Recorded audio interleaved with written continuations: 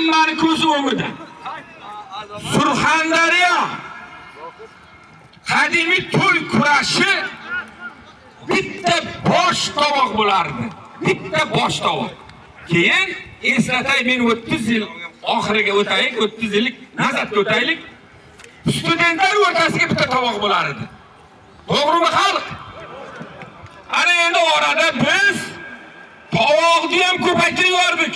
10 talab 10-tovoq deb aytyapmiz. Endi qarang.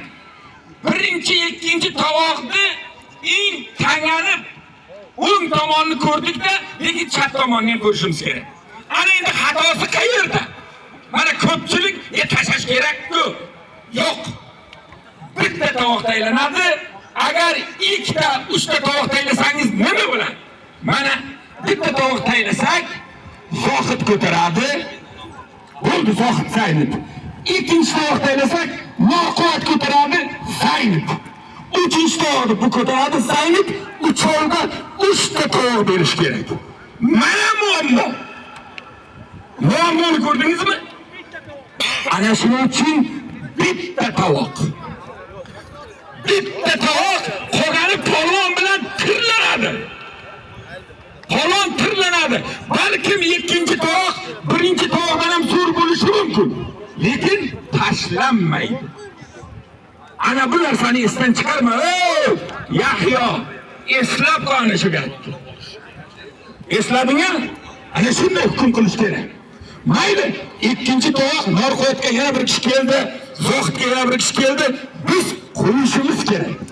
Maydonga tovoq qilib taylamasligimiz kerak.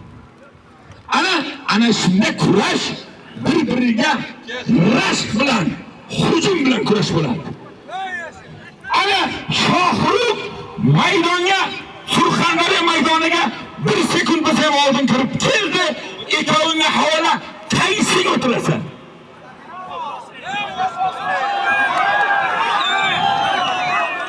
Norquvvat bilan Shohruxga duo beringlar. Norquvvat polvon Surxondaryo, Qashqadaryo Shohrux polvon bir qarsak bilan isbotlaylik.